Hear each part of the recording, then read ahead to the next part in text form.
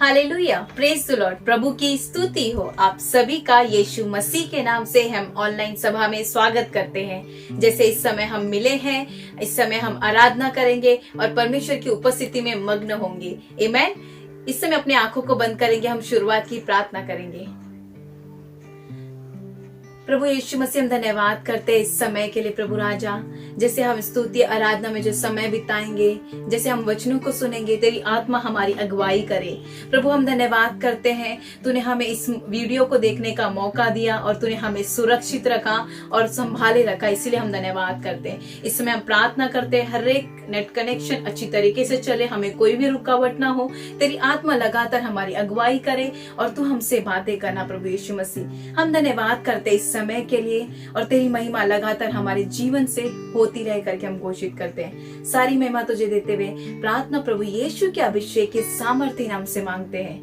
आमीन, आमीन, हालेलुया। प्रभु महान है, वो सच में स्तुति और आराधना के योग्य और काबिल परमेश्वर है। उसकी हम आराधना हमेशा दिल और जान से करेंगे। कभी भी हम थकेंगे या फिर इस तरीके से निराश नहीं होंगे कि अरे हाँ हमें आराधना करना है, ऐसे बिल्कुल नहीं करेंगे। हम दिल और जान से, जैसे दाऊद एक उत्साह भर के करता था, वैसे ही एक आत्मा को हमारे अंदर लेंगे और उस उत्साहपन से हम उसकी स्तुति आराधना करेंगे। जैसे हमारे मध्य में एक नए जोड़े हैं जो इस समय हमारी आराधना में, स्तुति में अगुवाई करेंगे। जोरदार तालियों से हम स्तुति आराधना के लिए अजय और इंदु का स्वागत करते हैं।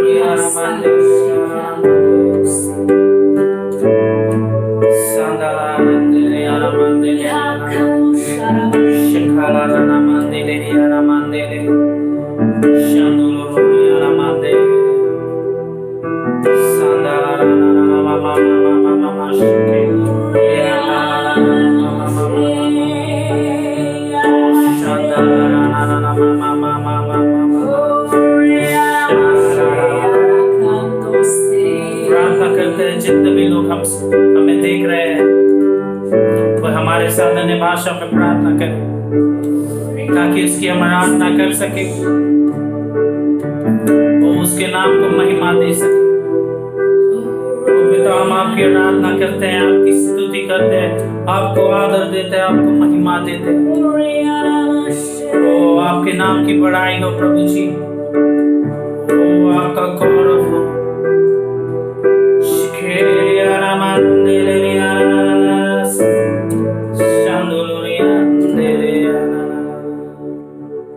तेरी स्तुति मैं करूं, आराधना करूं दिल से, दिल से। तेरी स्तुति मैं करूं, आराधना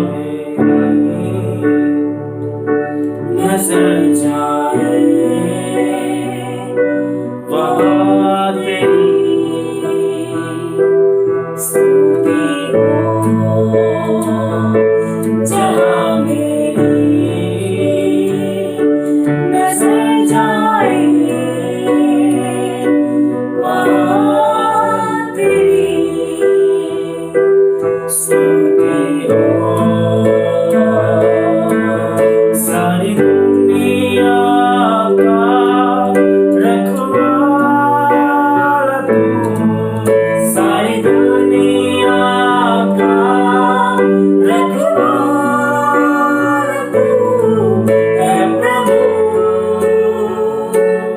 तू ही तू। तेरी स्तुति मैं करूं, आराधना करूं दिल से, दिल से। तेरी स्तुति मैं करूं, आराधना करूं दिल से,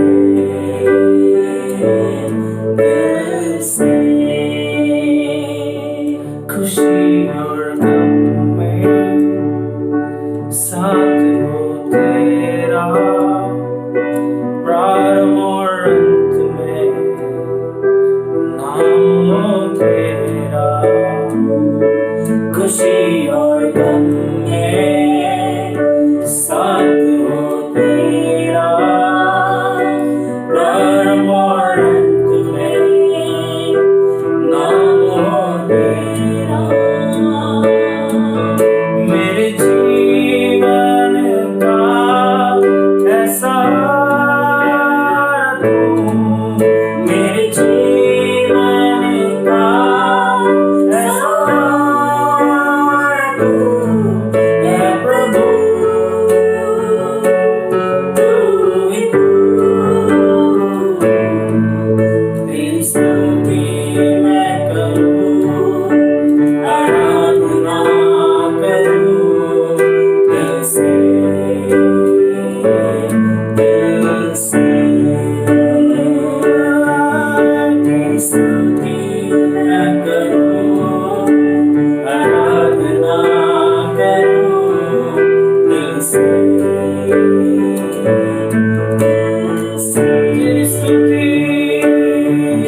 तेरी स्तुति मैं करूं, आराधना करूं दिल से,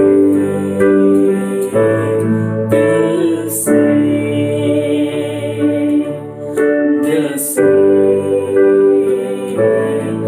दिल से, दिल से, दिल से।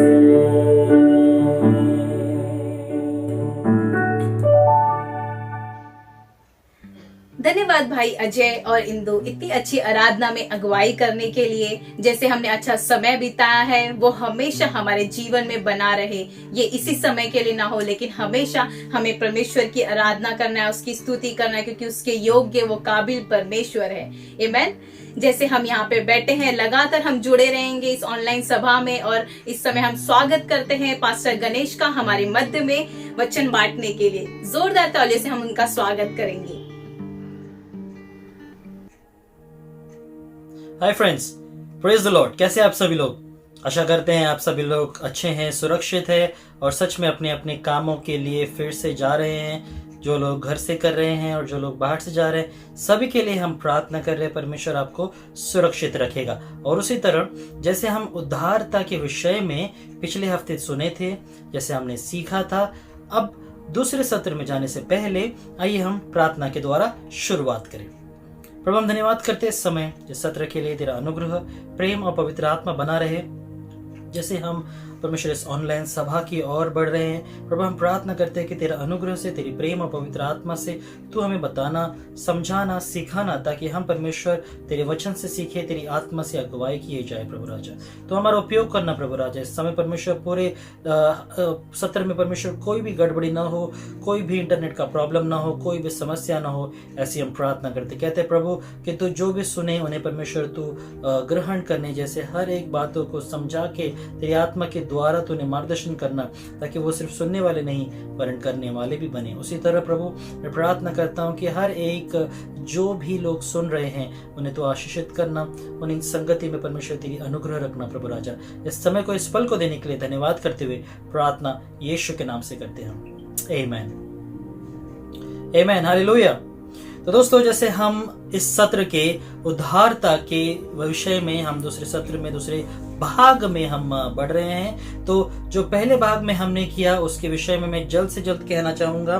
तो जैसे हमने पिछले भाग में देखा कि दूसरे कुरिन्थियों के 9 के 5 के 11 में परमेश्वर खुद कहता है कि वो उद्धारता से रहना हमें है, हमें दिल से देना है, कुड़कुड़ा के नहीं। जितना हमने सोचा है, जितना हमने ठाना है, उससे भी अधिक हम दे सकते हैं, मगर वचन कहता है कि हमें जितना हमने ठाना है वो हम दिल से दें, ना कि तोल मोल करके, ना कि चीजों को कुड़कुड़ा के, मगर दिल से करें। और वही परमेश्वर आशीष करता है, क्योंकि जैसे 9वें वचन में कहता है कि जो उदारता से देता है वो फलेंगे और फूलेंगे, मतलब वो आशीषित होंगे। या उसी तरह हमने प्रेरितों का कार्य के 20 के 35 में भी देखा कि देना ज्यादा आशीषित है लेने से, या परमेश्वर हमें देता है, या इसीलिए हम परमेश्वर को उसकी आराधना, धन्यवाद और हर एक समय, हर एक चीजें जो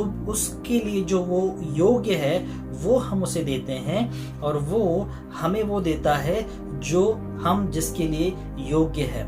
मगर दोस्तों, जैसे परमेश्वर का वचन यहाँ पे कहता है कि देना ज्यादा आशीषित है, तो हर समय जैसे मैंने कहा था कि देने का हृदय रखो, और देने के विषय में हर एक चीजें, इसमें सिर्फ ऑफरिंग या तुम्हारा दान और दशमांश नहीं आता, इसमें हर एक चीजें जो तुम दे सकते हो, अपना स्वाभाविक तौर तरीका, हर एक प्रकार से अपना प्रेम, अपनी दोस्ती, जो भी वो चीजें जिससे परमेश्वर को महिमा मिले।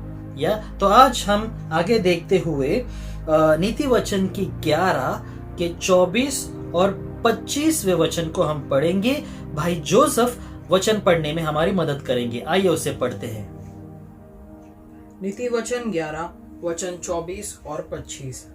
ऐसा है, जो छितरा देते हैं तो भी उनकी बढ़ती ही होती है, और ऐसे भी है जो यथार्थ से कम देते हैं और इसके उनके घटती ही होती है।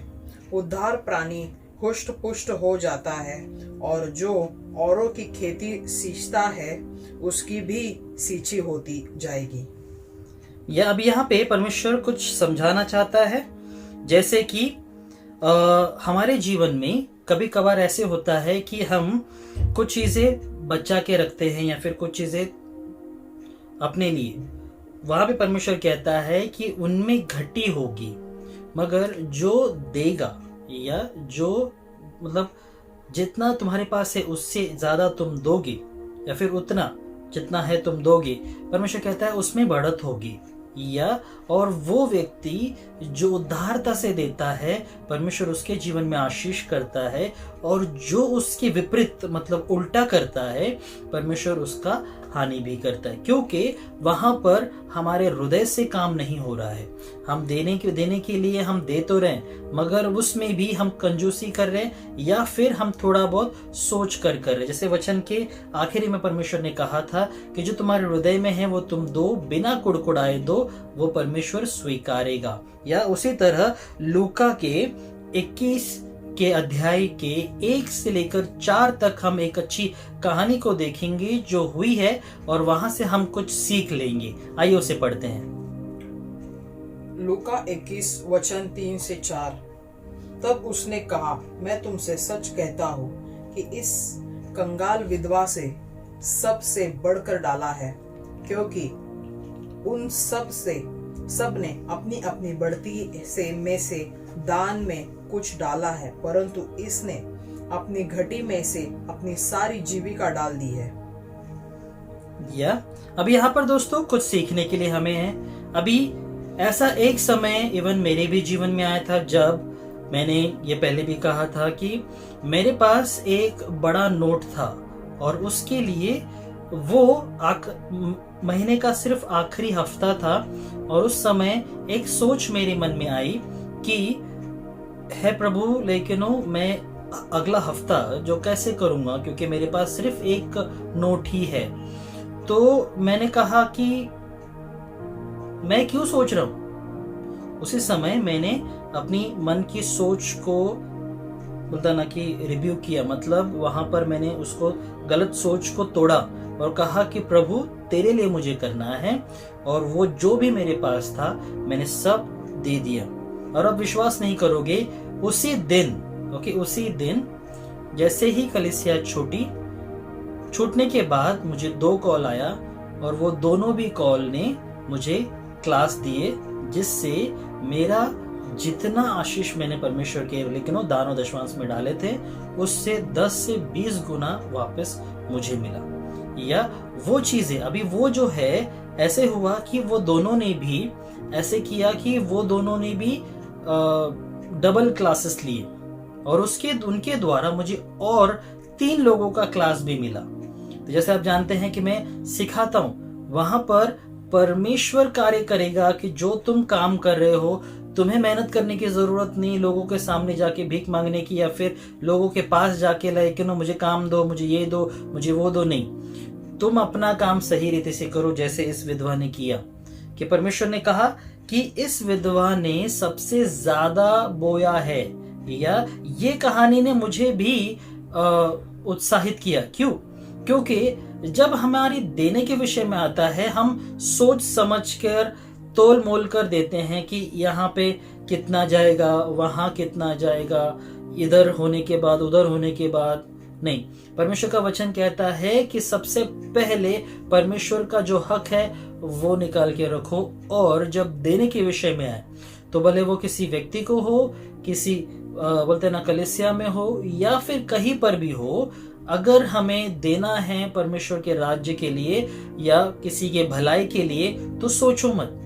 और फिर परमेश्वर भी नहीं सोचेगा कि इसको कितना देना चाहिए, क्योंकि जैसे हम लूका के 6 के 38वें वचन में देखते हैं कि 2 तो तुम्हें दिया जाएगा, जिस नाप से तुम नापोगे उस नाप से तुम्हारे लिए भी नापा जाएगा, अगर तुम नापते हो तो। मगर अगर तुम नहीं नापोगे तो तुम्हारे लिए भी नहीं नापा जाएगा। या परमेश्वर, अगर तुम दिल खोल कर देते हो, सिर्फ सोच के देखो, वो परमेश्वर जिसने इस पूरे ब्रह्मांड को बनाया है, उसका दिल कितना बड़ा होगा। या तो वो सोच हमारे अंदर आना बहुत बहुत जरूरी है, और वही से उद्धारता की एक नई पीढ़ी आगे बढ़ती है, जिसके द्वारा हम, हमारा घराना और हमारे आने वाले लोग भी आशीषित होंगे। क्योंकि दोस्तों, जो कार्य तुम कर रहे हो, या और वो कार्य के द्वारा जो आशीष तुम्हें मिलेगा, अभी उसमें सिर्फ तुम ही नहीं मगर तुम्हारा परिवार, और आने वाले दिनों में भी हम आशीष को देखेंगे।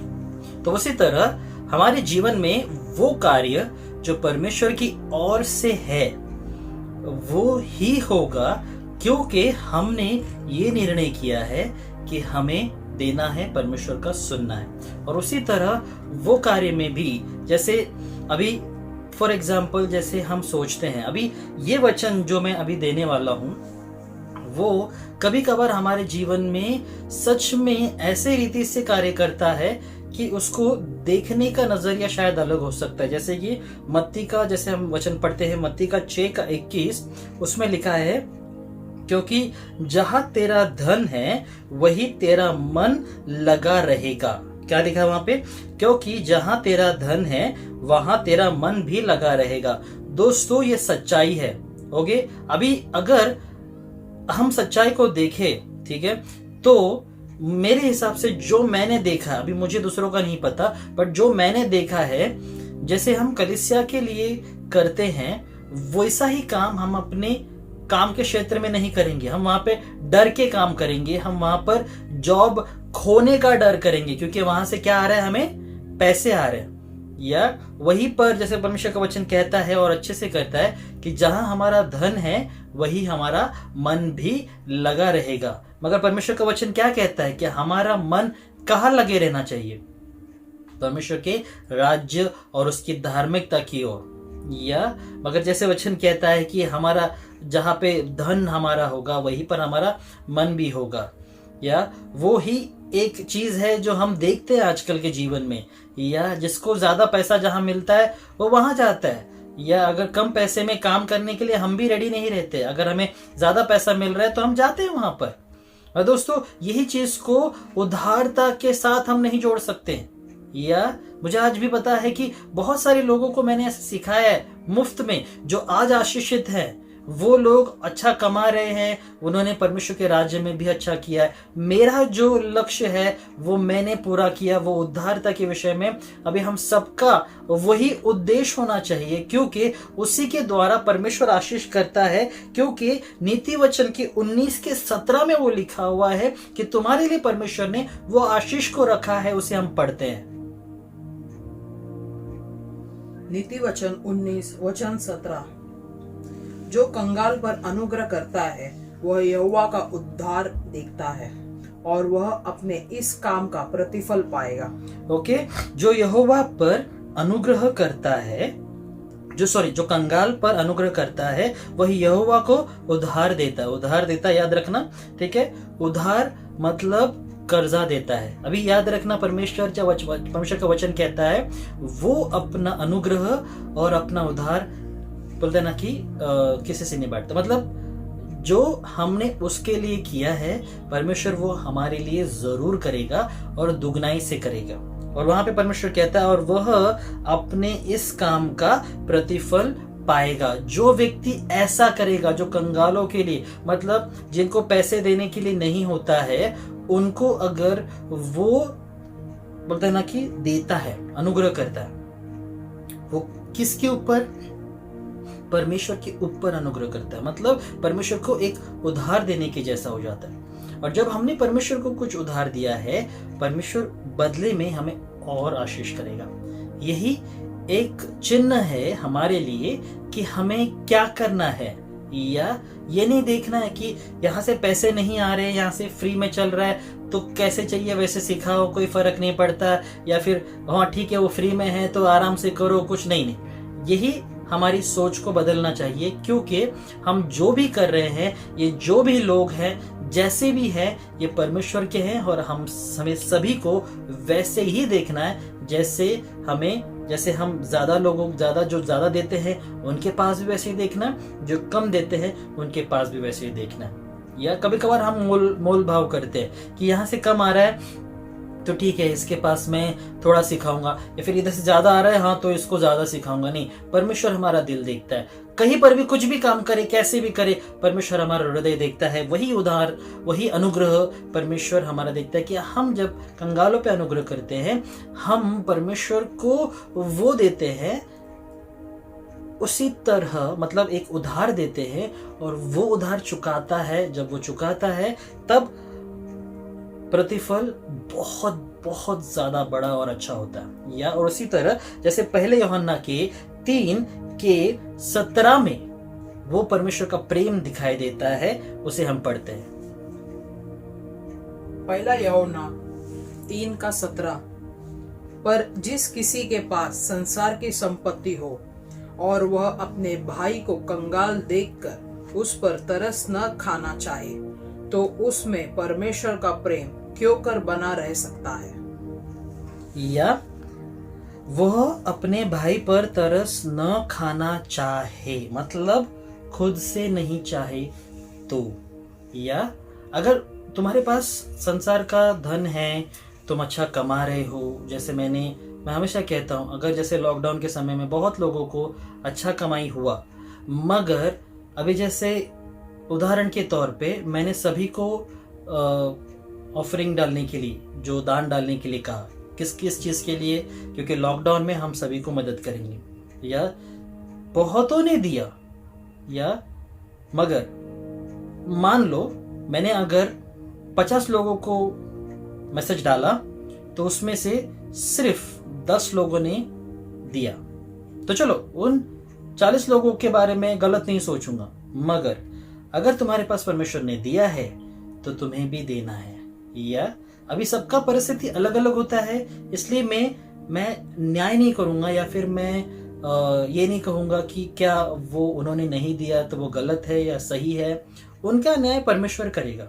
या मगर यहाँ पे वचन क्या कहता है, पर जिस किसी के पास संसार का संपत्ति है और वह अपने भाई को कंगाल देखकर उस पर तरस न खाए, ओके, तरस न खाए, तो उसमें प्रभु का प्रेम कैसे हो सकता है? अगर तुम्हें परमेश्वर का प्रेम है, या अभी एक छोटी सी बात हुई थी मेरे साथ। एक टैक्सी वाला मेरे भाई के टाइम पे, जब मेरा भाई पैरालाइज है तो हमने उसको हॉस्पिटल लेके गए और उस समय उसको मैंने बोला टैक्सी वाले को, यहीं पर नीचे मिला था और नीचे ही बिल्डिंग के नीचे मिलकर उसको मैंने कहा जाना है, वहीं पर रुकना है क्योंकि वहां पर टैक्सी नहीं मिलता है और वापस आना है। तो बंदा 2.5 घंटे रुका, क्योंकि हम जब ऊपर गए लाइन था सब करके आने के बाद, या 3 घंटा रुका। और उसके बाद वो बंदे ने कहा जो देना है दो, इस पेशेंट के लिए हम ज्यादा लालच नहीं करेंगे। तो मैंने उदारता से उसको उसका जो भाड़ा था उसका डबल से ज्यादा दिया। वहां पर ये चीजें दर्शाती है कि उस जब बंदे ने, जो परमेश्वर को नहीं जानता है, जो परमेश्वर के बारे में नहीं समझता है, वो बंदा जब ऐसे कर सकता है तो हमें क्यों नहीं करना है?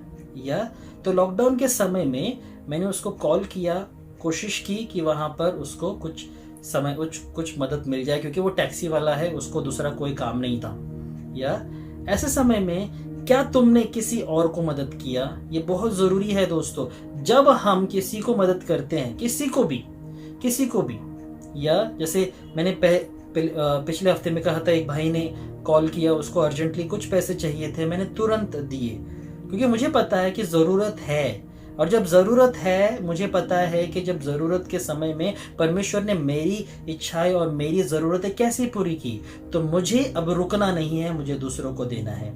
या मेरे समय में परमेश्वर ने मुझे मेरे पास गिटार नहीं था, मैं हाउस ऑफ प्रेयर में जाके गिटार सीखता था, परमेश्वर ने मुझे बहुत सारे गिटार देकर आशीष किए। और आज मैं परमेश्वर के राज्य में जो लोग सीखना चाहते हैं, इवन जो लोग सीखने के लिए आते हैं मेरी क्लास में, अगर वो कहते हैं कि हमें फीस देने के लिए नहीं जमेगा मगर हमारी इच्छा है, या उनको मैं सिखाता भी हूँ। क्यों सिखाता हूँ? जस्ट बिकॉज उनको सीखने की इच्छा है। या वो उदारता जब हम दिखाते हैं, वो परमेश्वर के प्रेम को समझ जाते हैं। या उस व्यक्ति ने, एक बंदे ने ऐसे ही कहा, जब हम मदद के लिए जाते हैं, या बहुत जन के साथ ये हो चुका है कि जब हम किसी को मदद करते हैं, या तो वो व्यक्ति का एक सोच आ जाता है कि आप क्रिश्चियन हो क्या? अभी ये कैसे होता है मुझे नहीं पता, मगर जो क्रिश्चियन है, परमेश्वर का प्रेम को दर्शाता है, वो समझ जाते हैं लोग कि कोई दूसरा ऐसा मदद नहीं करेगा।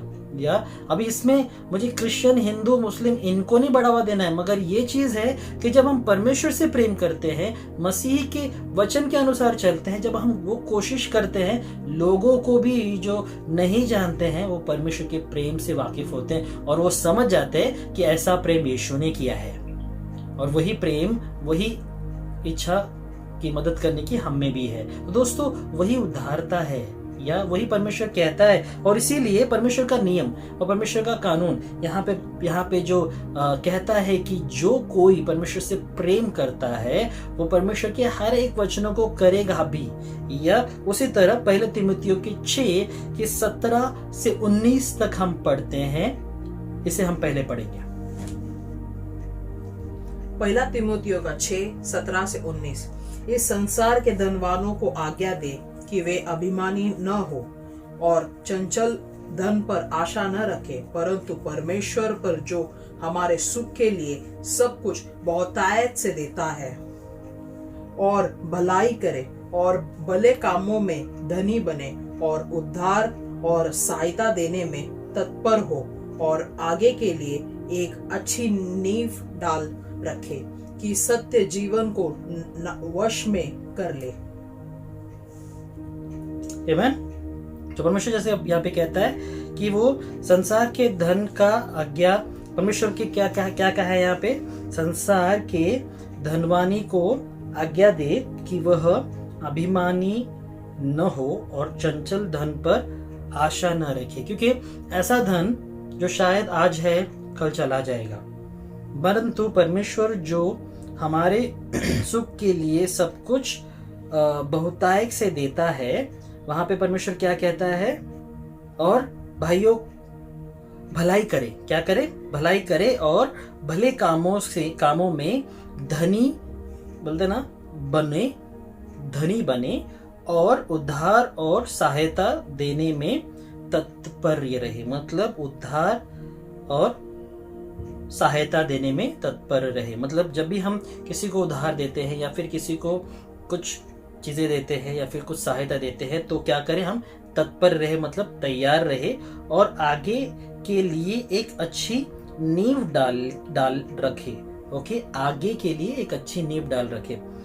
अभी ये चीज के द्वारा एक उदाहरण देना चाहूंगा कि जैसे परमेश्वर हमारे जीवन में कार्य करता है, हमारे द्वारा कार्य करता है। तो जब हम रविंद्र नाट्य मंदिर में जब हम परमेश्वर का वचन जो ब्रेक थ्रू हो या फिर कंबाइंड सर्विस हो, जब हम वैसे करते थे तो वहाँ पे जो लोग होते थे, ठीक है, जो लोग डोर कीपर्स होते थे या फिर जो हाउस कीपिंग होते थे या फिर जो लोग वहाँ पे काम कर रहे हैं, अभी उनको मैं खुद मेरे पॉकेट से कुछ देता था। क्यों देता था? क्योंकि मुझे पता है कि इनकी सैलरी कम है, कलीसिया से जा रहा है, उनको कुछ ना कुछ जो भी उनका पेमेंट है वो जा रहा है, मगर उसी के द्वारा मेरी खुशी से मैं देता था। अभी ऐसा होने लगा कि जब भी मैं वहां पे जाता था, उन्होंने याद रखा कि इस बंदे ने हम पर वो बोलता ना कि आशीष, मतलब वो प्यार दिखाया, जो भले वो पैसे का हो, मगर जब भी मैं वहां पे जाता था वो एक अलग माहौल बनता था। यहाँ पे परमेश्वर कहता है कि आगे के लिए एक नींव डाल के रखे, मतलब जब भी हम वहां पर जाए तो हमारे लिए वो नींव बनी है क्योंकि हमने उसे बनाया है। ओके, कि सत्य जीवन को वश में कर ले, मतलब सत्य के जीवन को, सच्चाई को, कि पैसा कुछ नहीं है, भले पैसे हो या ना हो, मगर वो जो रिश्ता मैंने बनाया कि जब भी मैं वहां पे जाता था, आज मैं शायद उनको पैसे नहीं देता क्योंकि मैं अकाउंटेंट नहीं हूं, मगर आज भी लोग इतने प्यार से रहते हैं, इतने प्यार से बुलाते हैं। वो लोग जो लोग नहीं जानते, मगर वो लोग जानते कि वो चर्च का गणेश वो मस्त है, वो हमसे अच्छे से बात करता है, हमसे हमेशा घुल मिलता है, और जब भी मैं जाता हूँ वहाँ पे हम लोग बैठते हैं, बातें करते हैं। वो नींव है और उसी के द्वारा हम परमेश्वर के प्रेम को उनको दिखा सकते हैं। कैसे? उदारता से। वो उधार दिखाओ, उदारता मतलब वो परमेश्वर का अनुग्रह प्रेम दिखाओ, तभी जाके परमेश्वर का आशीष वहां पे हमारे द्वारा लोगों के जीवन में आएगा। और वही परमेश्वर चाहता है कि परमेश्वर का प्रेम हर जगह पर जाए, ताकि लोग जो असहाय है परमेश्वर उनको तुम्हारे द्वारा सहायता दे, और जो लोग ऐसे दुख में हैं तुम्हारे द्वारा वो सुखी हो जाए। और उसी तरह प्रेरितों का कार्य का 2 अध्याय का 45वां वचन देखेंगे और उसे हम अंत करेंगे। प्रेरितों के काम 2:45। और वे अपनी अपनी संपत्ति और सामान बेच कर जैसी जिसकी आवश्यकता होती थी बांट दिया करते थे। और वो अपनी संपत्ति और सामान बेचकर जैसे जैसे हो सके अपनी आवश्यकता बांट देते थे। अभी ये जो है वो जो लोग प्रेरित के समय में वहां पे ऐसा होता था कि जो भी आवश्यकता थी वो सब बेचकर लोगों की सहायता करते थे। आज हमारे पास होकर भी हम नहीं दे पाते। या उस समय में लोगों के प्रति प्रेम इतना था कि यहाँ पर जैसे लिखा है कि वो अपनी संपत्ति और सामान बेचकर आवश्यकता जिनको आवश्यकता है उनकी आवश्यकता के अनुसार उन लोगों पे बांट देते थे। तो दोस्तों वो इच्छा और वो उद्धार था, और वही मन हमारा होना बहुत जरूरी है, क्योंकि परमेश्वर का यही वचन हमारे लिए बहुत बहुत बहुत ज्यादा जरूरी हो जाता है। और जब हमारे लिए वो बातें आ जाती हैं कि हमें कैसे रहना है, क्या करना है, ये परमेश्वर का वचन ही है जो हमें सहारा देता है। और उसी समय जब भी हम परमेश्वर के वचन के और करीब जाना चाहते हैं, जो कुछ भी सोचना चाहते हैं, उसमें सिर्फ और सिर्फ ये देखना है कि प्रभु तेरी इच्छा क्या है, या और जब हम ये कहेंगे कि प्रभु तेरी इच्छा के अनुसार होने दे, वहीं पर कार्य होगा और परमेश्वर का प्रेम और वो एकता, वो संगति हमारे बीच में रहेगी। तो दोस्तों, मैं आशा करता हूँ कि ये जो वचन है आपको समझ में आया है। कोई भी समस्या क्यों ना हो, कितनी भी बड़ी क्यों ना हो, परमेश्वर का वचन, उसका अनुग्रह और प्रेम हमें हमेशा संभाले रखता है, बढ़ाए रखता है और आशीषित करता है, अगुवाई करता है, मार्गदर्शन करता है। या इसीलिए परमेश्वर के वचन से कभी दूर ना जाए, क्योंकि परमेश्वर का वचन ही है जो हमेशा हमें सही रास्ते पे रखेगा।